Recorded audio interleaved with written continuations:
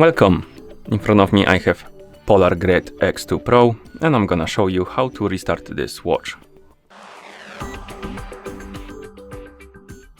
First, we need to wake up the screen on our watch, and you can do it by pressing any of the buttons. After you wake up the screen, press the back button to open the menu. Now scroll through the menu, find the settings icon, and once you find it, tap on it. In settings, scroll all the way down, and at the bottom you should see about your watch option. Tap on it, and here scroll down until you find the restart button. Once you find the restart button, tap on it.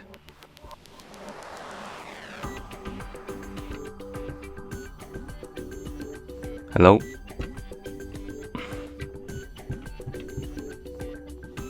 Something is buggy. Okay, now it worked.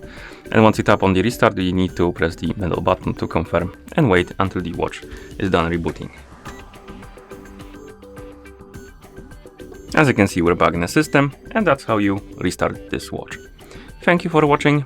If you found this video helpful, please consider subscribing to our channel and leaving a like on the video.